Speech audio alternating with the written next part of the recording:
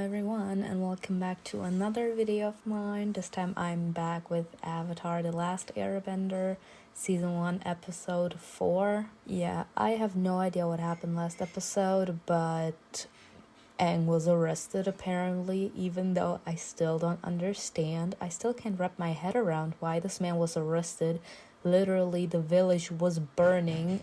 Everything at the market was burning up in flames, and he literally just tried, in a certain sense, to defuse the situation, and he literally put out the fire, and then suddenly earthbenders showed up and they literally want to arrest him. Like, I don't understand. Why was this man arrested? But what can we do? I just hope that it doesn't turn too brutal. But I'm excited for this one. I love the way that they are slowly trying to put every single meaningful message from the cartoon into this series, but they're merging different episodes, they're merging different storylines in order to make the meaning behind every single character more meaningful, and I like that. But yeah, let's see what this episode has in store for us. If you like this kind of content, make sure to subscribe. For the full uncut reaction, you can check out my Patreon. The link is in my description box below. And without further ado, let's start. There's been a mistake. The fires weren't my fault, and neither was the fight. Save your voice. Earth Kingdom soldiers aren't particularly tolerant, even under the best of circumstances.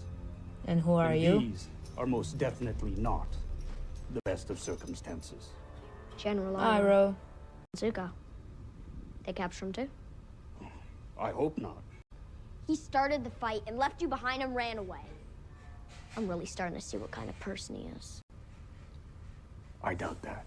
Well, damn, this actually sounds like he's actually disappointed that Zuko left. Okay, and not to come to Zuko's defense, but like, this was Iroh's doing. Iroh wanted to protect him, so he like took the fault. He used his firebending capabilities and used fire in front of the guards so that they would think that he was the one starting the fire. So they ran after him and they left Zuko be. That's why Zuko was capable to escape. But if you want my opinion, considering the fact how tightly they were connected in the series and the lovable relationship that both of them have with each other here in this show as well, it actually doesn't seem that he will go back to his ship and leave Iroh here. He will actually try to find a way to get him out. And one thing that I just want to add between the relationship with Zuko and Iroh in this show is that we all know that Zuko in the cartoon and also here, he's insanely impulsive and very headstrong. But while in the series, Zuko always gave the clapbacks, especially in Season 1 and Season 2. Like, he was just, I'm sorry if I have to say it like this, he was a hater. He was always hating on Iroh, and he was like, yeah, you don't understand, like, you're useless, literally in a certain sense trying to continue the attitude of his father and his family, that they were hating on him because of his failure at Ba Sing Se, because he lost his son, and that's why he retired, etc. And he kind of carried that rage inside of him as well, and the guilt he was having on the inside, and the feeling of being neglected, the feeling of being abandoned, was also a contributing factor to the fact that he kept on becoming more and more enraged the closer he was to getting home. But here in this series, we actually see that as soon as Iroh talks, Zuko immediately feels at ease. He actually listens to Iroh even in the first season, as we can see here. And I love that they are doing it like this, because this actually just shows that even though Zuko is insanely headstrong, insanely impulsive, he has that soft spot for Iroh. And as soon as you have that soft spot for someone, it's like that they have some kind of control over you. Like, as much as you can be in your most horrible state, as soon as you get in contact with that person that makes you like vulnerable, that has some kind of control over you, you immediately calm down. He has that calming effect on Zuko, and I love that they're showing this as well. Now, coming to Aang over here, this is actually intriguing that he's like, yeah, I can see what kind of person he is now. This literally sounds like he's disappointed, thinking that Zuko could actually leave one of his friends behind.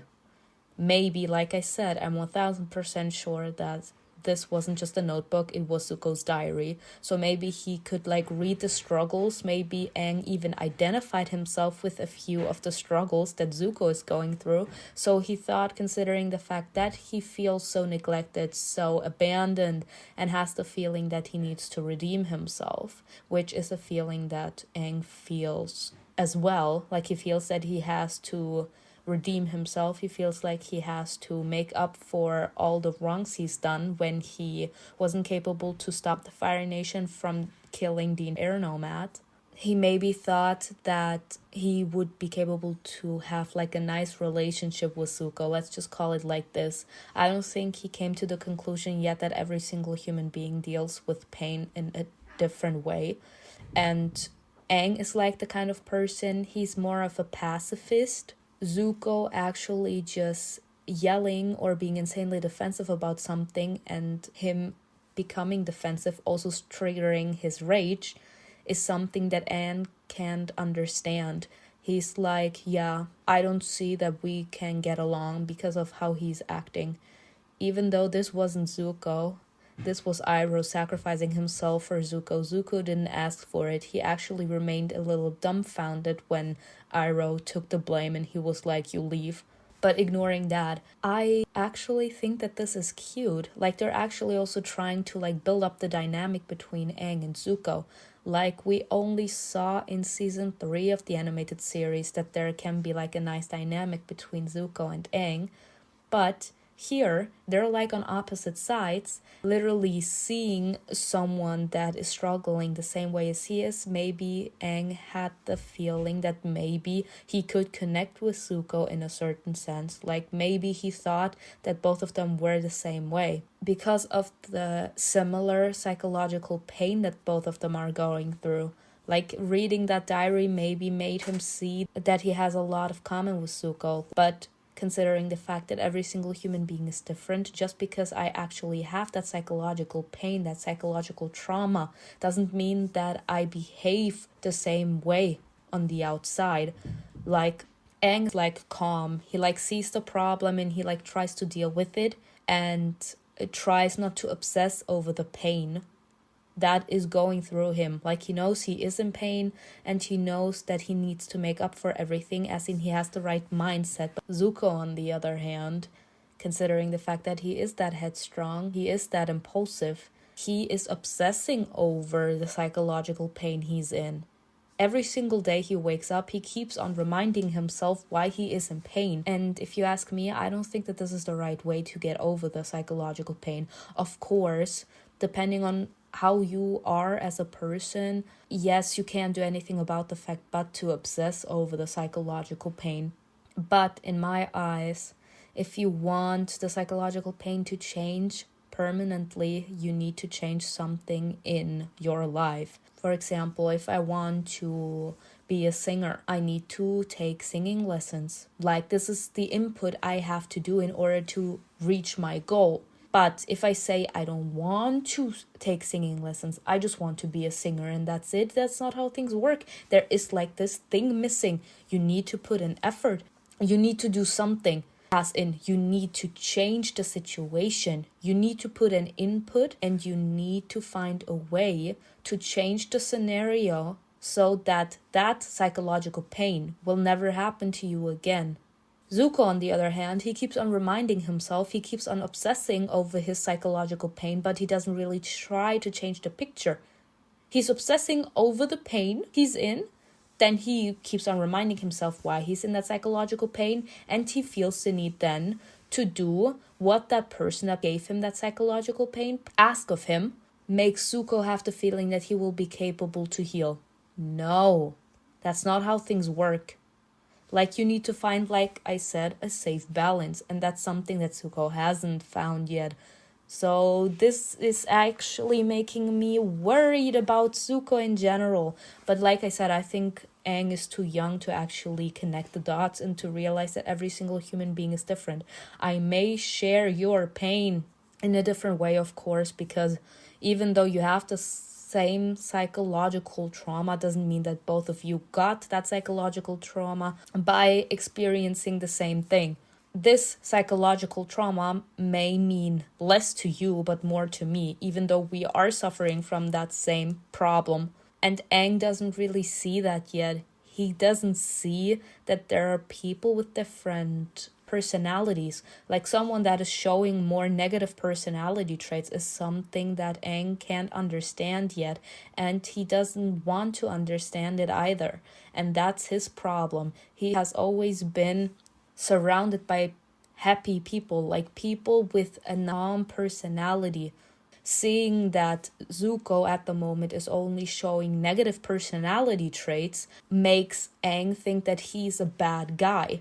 And that doesn't even make Aang want to understand why he's behaving that way. And that's something that Aang needs to learn. Like, he needs to learn that there's more than what meets the eye. Aang doesn't really know how to read between the lines yet. He thinks that what he sees on the outside is everything. And he will need to learn how to read between the lines. Like, I can show that I am a horrible human being, but behind the scenes, I can be crying and bawling my eyes out because I don't know how to deal with the psychological pain. So that's why I'm lashing out at everything and everyone. And that makes me feel even more in pain. So I'm behaving even more irresponsible, even more horrible, because this psychological pain is eating me. I can't do anything but to allow it to destroy me in order for it not to completely psychologically kill me. A lot of people are willing to become a worse person or to allow that psychological pain to consume them and turn them into a worse person because they know that they're not strong enough to deal with the psychological pain. And actually trying to heal, if you're not strong enough, it can actually kill you. So people that actually know that they aren't strong enough to could deal with that psychological pain they could be in by trying to release the pain that they are in right now, they prefer to leave the pain inside of them be and to allow that pain to consume them. And that's what's happening to Zuko. He's allowing the pain inside of him to consume him. That's why the rage keeps on building up every single day more and more, because life doesn't stop. Life continues. And every single day there can be another negative thing coming down on you, and that will only add to the huge pile of psychological pain you already have. And that's what's happening to Zuko. That's why he keeps on becoming more and more mad as time goes by, because he's not allowing himself to actually release the psychological pain. He's not allowing himself to deal with his psychological pain. So that's why he's lashing out so much, because he has the feeling he can't deal with the psychological pain. He thinks he's too weak, so he doesn't even try to heal from his psychological pain, and he allows the psychological pain to consume him. What do you think will happen to us? You know what it means to make hard choices. Your father had to leave your family to go to war, leaving you, just a boy. Yes, We do but what we must he did a difficult to survive, decision for something good. You're helping the enemy. father They are would never actually do much willing to fight the enemy. Zuko. I did say he wasn't gonna leave him. Awe-inspiring palaces, impenetrable prisons. I like the parts of Omashu that aren't so depressing. These are Damn! like people. They always have their dark sides. Seems pretty dark on all the sides these days. What happened here happened The the world over. darkness in the world. That's what a century of war will do. A war started by the Fire Nation. What about the tunnels? Tunnels? The secret tunnels, hidden under the mountain. It said that the founders of the city used them to meet without anyone knowing. Unless that was a lie, too. Yes. I love the there are tunnels, but whipping. they're unstable. Yes, Those who whip go in everyone never in come shape. out. Where are you taking him? To the pit. Pit? An Earth Kingdom labor camp for prisoners of war. No one who's been sent there has ever been heard from again. Aang is so cute though. He You. worries so much. You're not as lucky. Oh You're yeah? gonna see the king. Oh no. The Avatar has returned to the world. It's time to stop hiding. Oh. It's time to fight. Theo. Like, he has the biggest boss in this entire kingdom. Damn. Bumi? All Hello, right. Aang. How are you still alive? Clean living, the right diet. You betrayed us. No, Betrayed you me? betrayed them. Sir, you can't just kill innocent people.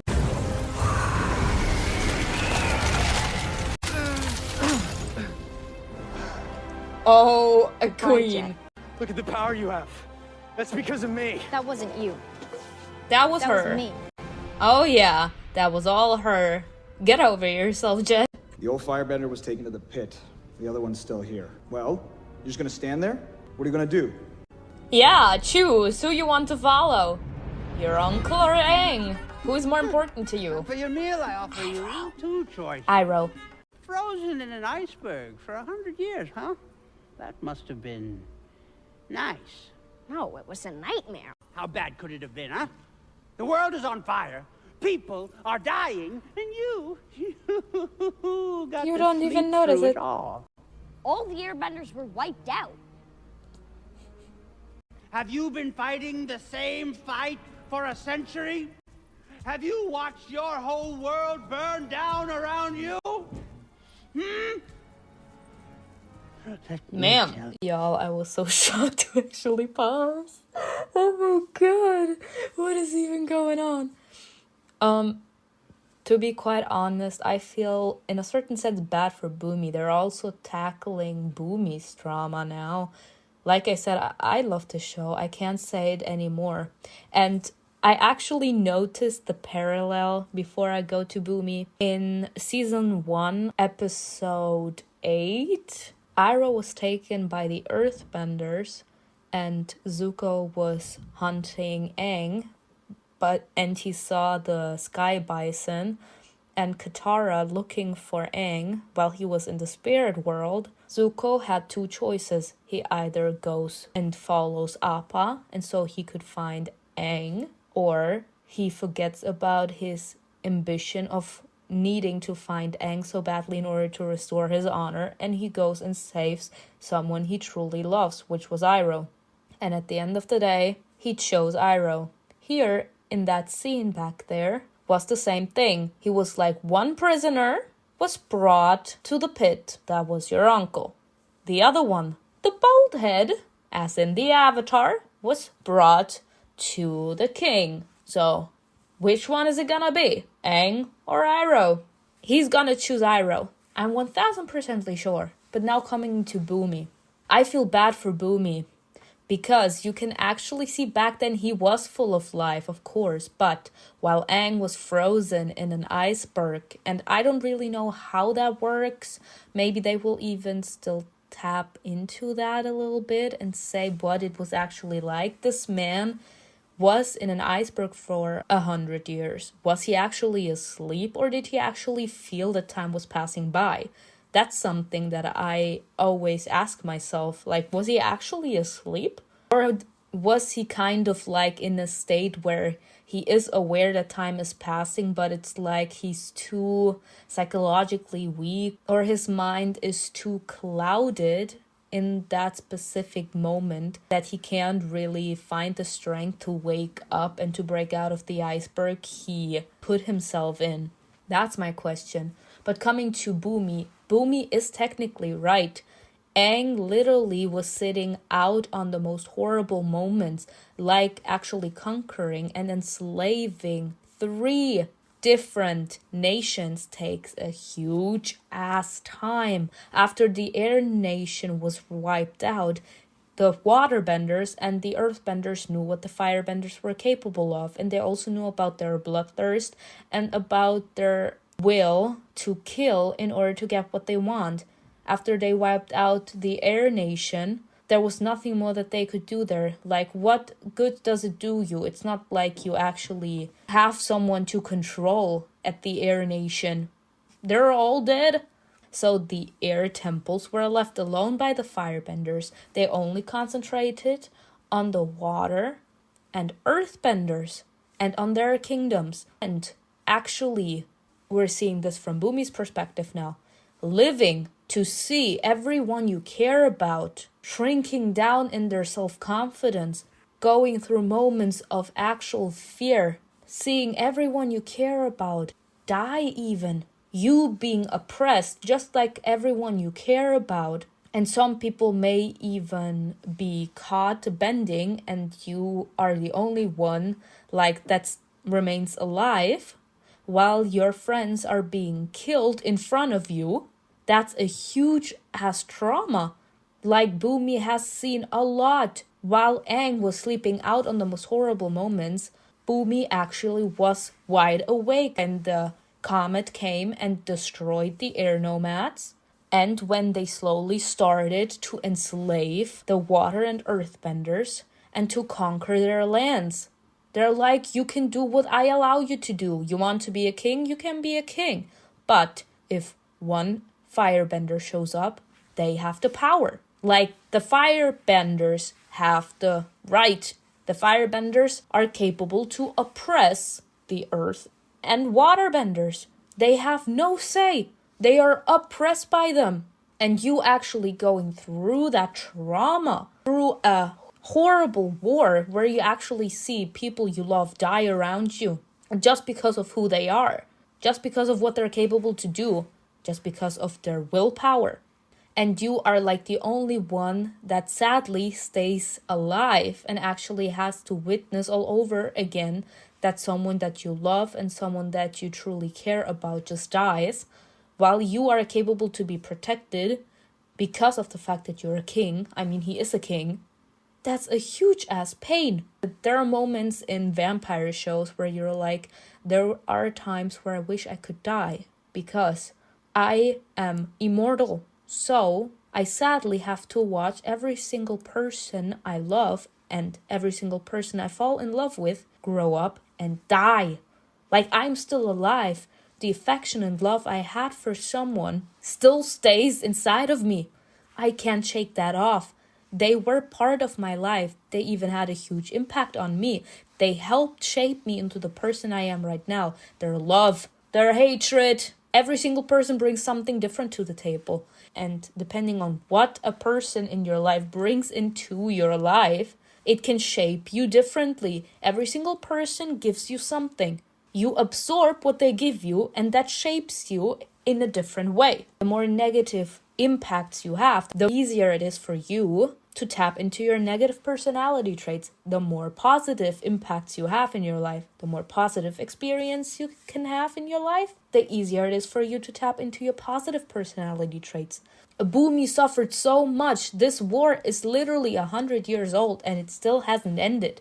So the point that Bumi is trying to make, which appears insanely brutal to us, if we remember the cartoon, you may be 100 years old, but you haven't seen shit. While the Earth Kingdom slowly got enslaved by the Fire Nation, the Fire Lord declaring that he has all the power, and the Earth Kingdom and the Water Tribe being completely enslaved and ripped of their rights and literally just becoming soulless machines for the firebenders. And that was the only way that they could live. If not, they would have been killed by the Fire Nation.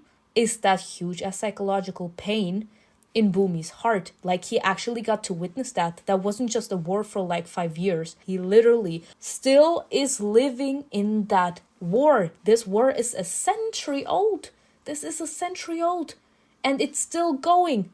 And that builds a lot of frustration and rage inside of you. In general, just knowing that this war is still not over. And you know, and you have the feeling that you will still lose at the end of the day if this war is not being brought to an end. This is the frustration that Bumi had to live with, the pain that Bumi had to endure, and seeing that Aang is this willing to help the waterbenders and doesn't even care. In a certain sense, maybe that's something that Bumi feels right now. Bumi is it's easy for you to stand here and judge me while you have no idea what I've been through. Think a bit. Right now, you're just seeing this with your glasses because he abandoned his responsibility. He abandoned them. He abandoned the world, so right now he wants to make small differences, but the time is running out, technically. Like every single day, the Fire Nation kills more people, and he's like, I need to start to make a huge difference. And for that, I need to be out of here. You keeping me here and not really allowing me to fulfill my destiny is actually getting on my nerves. And Bumi, I had the feeling that this was gonna happen. Season 2, episode 2.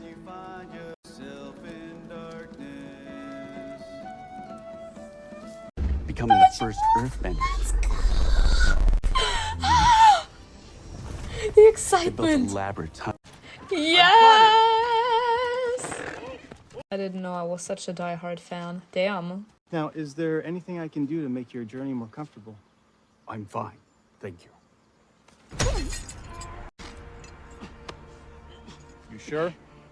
Come on, don't hesitate to speak up. My cutie Iroh. Leave your shoe there, sir. The lotus tile! Fucking hell. Ah! It means you should be careful where you step.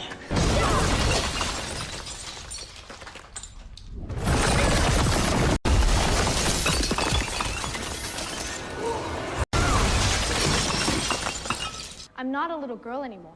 Yet you keep acting like one. And you keep acting like you know everything. Dad put me in charge. You're not Dad! Period. I think that was necessary. To be quite honest, I love that they actually put the struggle in there. Like in the cartoon, it wasn't really that important for them to empathize that they actually had the lack of paternal figure. Considering the mother was dead, they could only rely on the father, and considering the fact that apparently the father couldn't stand around anymore, fearing that one day the Fire Nation would come back to their village, he said, we need to go and fight the Fire Nation with everything we've got. And that also means taking the difficult decision, let's just call it like that. I have to leave my kids there and fight the enemy, because I can't stand to live in that eternal fear that something could happen to my children now as well. First my wife, and now my children could be next. I can't have that. I need to fight. I can't just stand here and wait for the fight to sooner or later come to us. I need to act. And that's why the father left. I did talk about this in the first episode. First felt the need to literally step up, to grow up insanely fast in order to be a good leader, like someone that can actually make sure that the people in their village are taken care of and fed. That's why he was like, the boats were empty, so if you want something, you have to do it yourself. So that means him having to make sure that everyone is fed. If there is nothing coming there, then that means no one will feed. No one will be capable to eat something. So he, as the leader, had to go out and make sure that food is being brought to the table. So he had to go out and go fishing. That's what you normally do when you're like the leader, or in a certain sense the caretaker. He was the caretaker. So he had to grow up very fast, and he had to learn how to become a good leader, but also in a certain sense a father figure. Because like I said back in episode 1, there were also little children there. So he kind of had to be an example for the young men and the young women in that tribe. He had to kind of teach them that they need to be brave, because the fight is far from over, like they're in times of war. So they always need to be prepared that something horrible could happen to them any day now, because they are in war. And that was a lot of responsibility for Sokka. And the problem here is, he did it to please his father. And that was a heavy burden for Sokka. But sometimes when you are doing something, it can be possible that you exaggerate. I don't want to say that Sokka exaggerates in general. I know he means well. And I also have like the feeling that he's doing this mostly because he knows that his father would agree with his choice of lifestyle. Let's call it like this. Him protecting people and him being a warrior. He knows that that would make his father proud. And he wants his father to be proud of him more than anything. He feels like he has to show his father that he's worthy, because he has a very low self-esteem. So his father left Sokka in charge. So considering the fact that he had to become the leader and also in a certain sense the father figure, he kind of found himself to be the father figure. As in, he has taken upon the role of something that he's not. He's behaving like Katara's father and not like her brother. He's pretending that he knows everything even though he may be only 2 years older than her. I'm sorry if I have to say it like this. I also said that in episode 1 as well, if I remember correctly. You can be older. You can be 50 and I can be 20. But it's possible that the 20-year-old is more mature than you are. Because everyone learns differently and everyone experiences life differently. Pain is the best teacher, and if I have to experience so much negativity in my short life, I can be insanely wise and mature for my age. I can be more mature than a 50-year-old. And when you put the 20-year-old and the 50-year-old in one room, you are like, the 50-year-old is insanely immature. When we look at the 20-year-old, it all has to do with experience. It all has to do with how life took you in. Let's call it like it is. If life was kind to you, you may have had a beautiful life, but you aren't mature. You didn't see anything.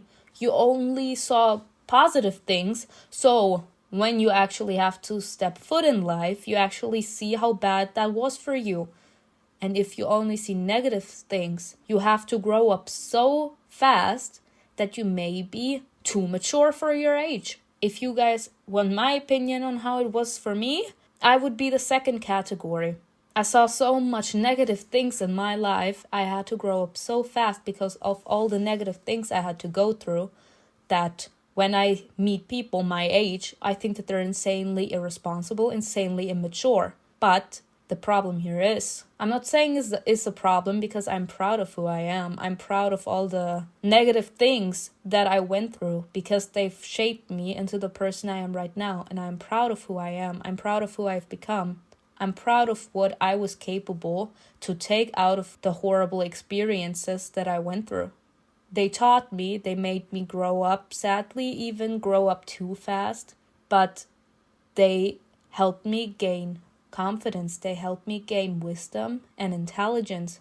I'm proud of those negative moments because they have shaped me into the woman I am right now, into someone that I'm proud of. And the problem here, Sokka had to grow up that fast, and that's why he thinks that he knows everything. But part of being a grown-up also means you having to accept the fact that even though you are mature in some parts, you aren't completely mature, you aren't completely grown. Like, life has a lot of negative views, and you actually need to accept that. You need to see that there are negative things coming your way. You will never be capable to be completely mature in everything. You can't be a know-it-all. No one is a know-it-all, because life has many colors. You can see some colors, but you can't immediately assume that after you saw one horrible side of life that you know everything. And the point from Katara here is he is acting like he is that intelligent, that he is that mature when he isn't that much older. Katara had to suffer just as much as he did. Like I said, everyone grows in their own time, and just because I have experienced negative things doesn't automatically mean that I immediately learn out of them. But Katara and Sokka actually seem to kind of have like that same personality in that specific kind of thing. They both immediately learn and they mature from the negative experiences, and they both had to suffer a lot because of what happened with the Fire Nation, with their mother and also with their father leaving. They both had to take upon the responsibility because they are the oldest children in that village. So both of them had to suffer an awful lot. Both of them had to grow up very fast. And Sokka has the feeling because his father left him in charge that he is the leader and that he is the know-it-all, that he knows everything. And that's not true. He may be mature in some aspects, but so is Katara. She learned in a different aspect. An aspect that Sokka doesn't know anything of. And Sokka may know something that Katara doesn't know. Because everyone heals and matures in a specific point. Just because we both go through the same pain doesn't mean that we both learn the same lesson out of that pain. like Sokka matured and learned a life's lesson, and Katara matured and learned another life's lesson. Yet they both learned two different lessons by having to go through the same pain. Why? Because they're both different. The point from Katara being made, I know that you are trying to be the leader. I know that you just want to help. I know you want to help people. But you actually thinking that you know everything, you don't. You're not my dad. You can't be treating me like this. I'm your sister. We both had to go through an awful lot. But you're my brother. You're not my father. You can't be talking to me like this, telling me that I can't meet up with that guy, or you telling me that I'm immature, or that I'm acting childish. Who are you to tell me that I'm childish? You're just as childish as me. Or father had to go through an awful lot. It would be different if he would say, for example, that I'm childish. Of course, everyone is still childish in some aspect, like, don't get me wrong. But it's the vision that Sokka is giving us in that specific scene is that he knows everything and that Katara is still a little girl and that she didn't feel the heavy burden of having to grow up very fast because their father left Sokka in charge of taking care of the village and not Katara. But in general, even in the old days, the men would be asked to take care of the village and the women were asked to make sure that the younger generation got, in a certain sense, the education and the love that they need in order to grow up and to feel loved and taken care of. As in this motherly love. And that would have been Katara's job. And Sokka thinks that Katara doesn't know anything because their father left him. Again, that bastard. Kick him in the balls. See? I did say kick him in the balls. Firebenders don't need water, right? Hilarious. Y'all, if there's anything I can't stand, is the disrespect to Iroh. Yes, he's done horrible things in his life, but you're petty and bitter. Soft heart. You're not better. I can still smell smoke when I go to sleep at night. Like I said, I love the fact that they're giving every single character a background story, emotion. They're not just side characters.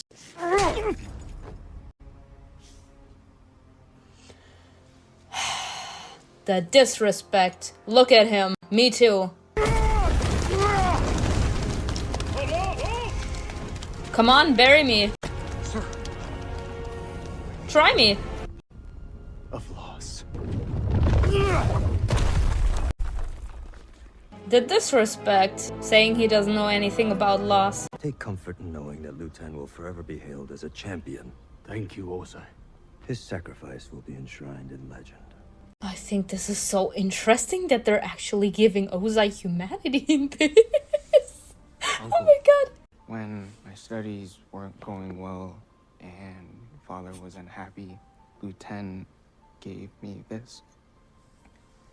He said it should belong to someone destined to do great things. He gave me strength. I can't with the pain in his voice.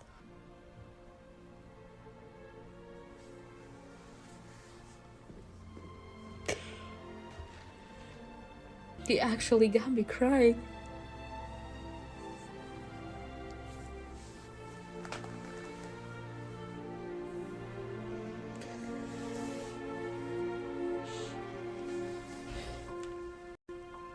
Me too, sir. Oh my god. Oh, the pain. This shouldn't be here. We were here before, but this wall wasn't. How is that possible? It changes. The Tunnels are changing. Oh, alright. To the death. This is crazy how Alright, tunnels ma'am. change. Oh, yes! Yay! Oh, yes!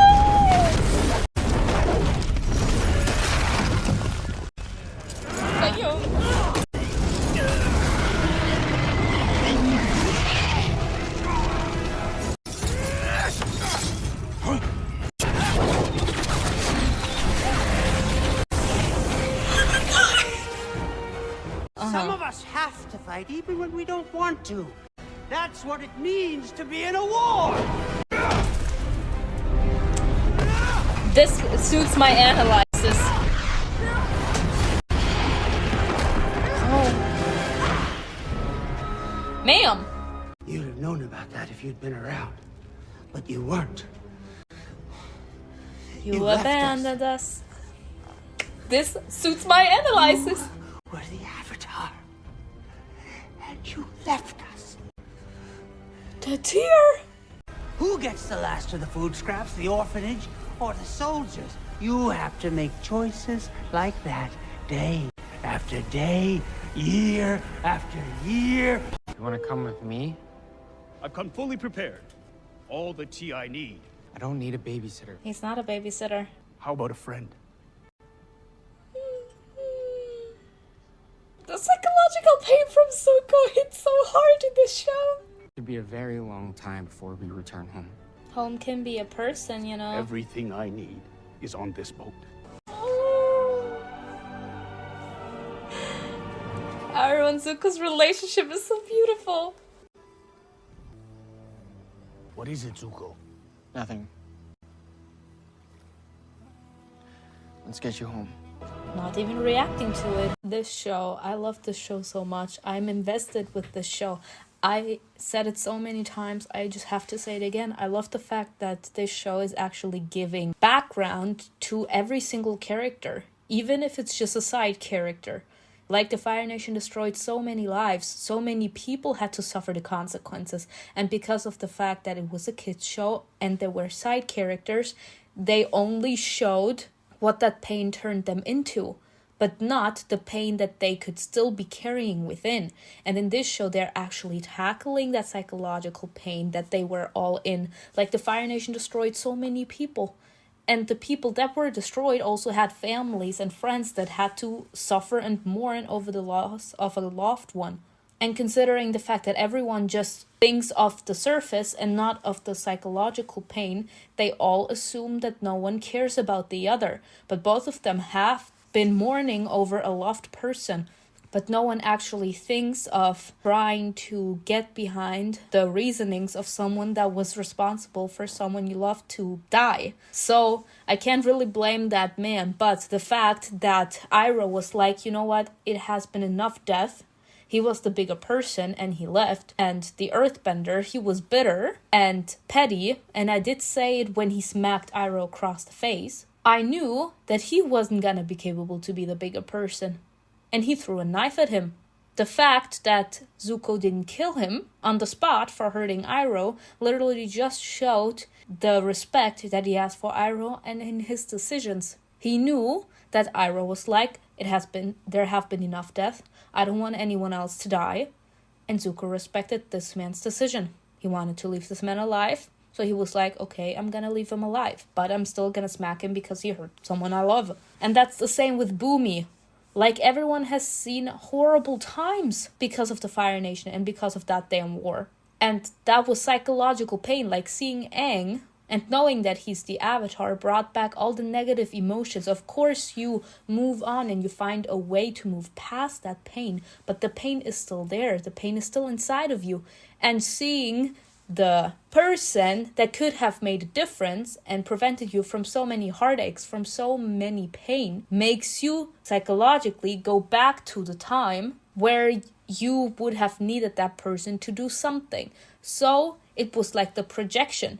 I project the inner pain of what I had to go through onto you because I know that you could have done something, but you were gone. You couldn't do anything. You literally slept through the most horrible moments of my life. Just to put it out there, like every single person that is psychologically weak, psychologically fragile, they all become selfish when they're in their moments of deep pain. Because this is like my pain. So I'm like, I have to go through this very powerful pain. And you could have been one of the reasons why I don't have to go through that pain. But you weren't there. So I had to go through that pain. And in the cartoon, there was just Bumi wanting to mess with Aang and wanting to make him remember who he is. This was supposed to be his life lesson. Here, Bumi actually had like these emotions inside of him.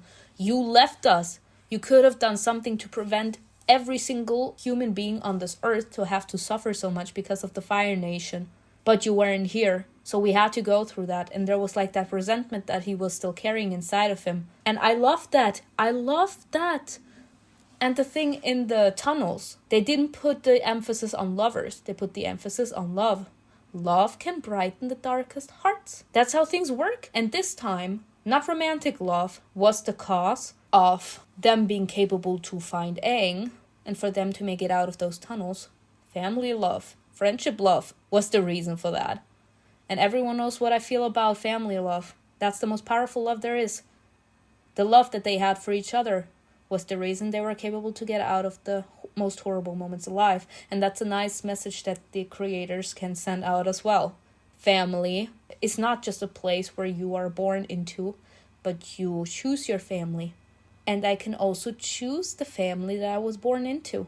It doesn't necessarily mean that a stranger that became my friend and became my best friend, and then my sister is my family, as in the family I chose. I can also choose a family member to be my family. But I can also reject people from my family to be part of my family. I love the messages that they're trying to put out. I love it so much. And the fact back when they were in the boat and Zuko saw Appa, he knew there was Aang, but he thought back, Iroh is hurt. I can't go and hunt the Avatar. My uncle needs assistance. As in, the love he has for Iroh was much more powerful than the honor he thought he needed to gain by capturing Aang. But anyway, I hope you enjoyed this video with me. Tell me in the comments below what you think was best, and I will see you in another video.